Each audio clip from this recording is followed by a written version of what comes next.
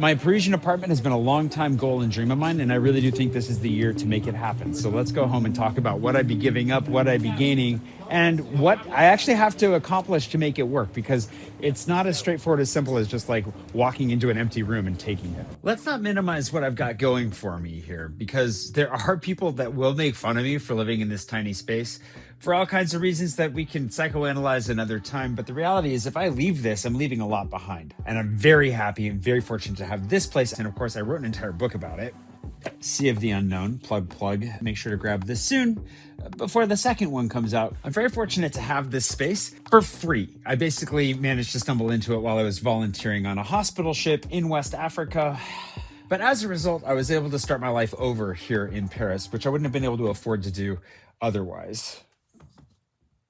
Christmas doggy coming for a visit. So not only am I leaving behind like the security of this space, my delightfully cozy bed, but I also have storage across the way, access to a garage where I park my bike. You get it. I'm actually very, very fortunate to have the setup that I have. But that doesn't mean that there aren't reasons to move. You're so sweet. You're so sweet. You're all snuggly. You're ready for a nap.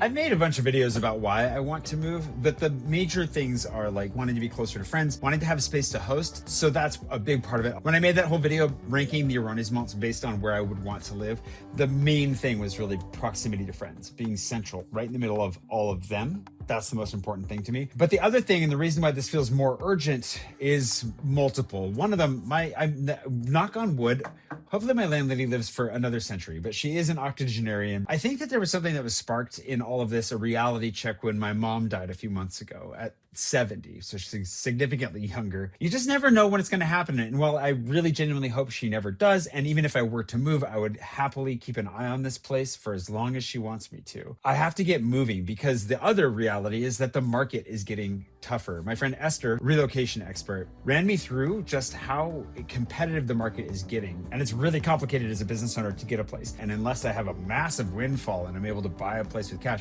I have no family support. I have no help outside of what I'm able to build right here. So we're just going with what we got. We're going to be circling back to the apartment hunt a lot as we go, but the baseline details are I need to be earning 3 times the rent, have 2 years of tax returns, a guarantor, a letter of intent, and 6 times the rent in savings. That's the list that Esther gave me. Those are the goals that I'm aiming for. And that's the baseline. Once I get to those goals, then we can start the search in earnest. And I do think that finding an apartment and starting that search sooner than later is probably a wise choice. And even if I end up having the entire year to find one, that just means we have that much more time to find the perfect place. I have plenty more to share with you about all of this, a lot more details. If you're interested in the apartment hunt for your own reasons, leave comments below and we'll do some Q&A stuff with Esther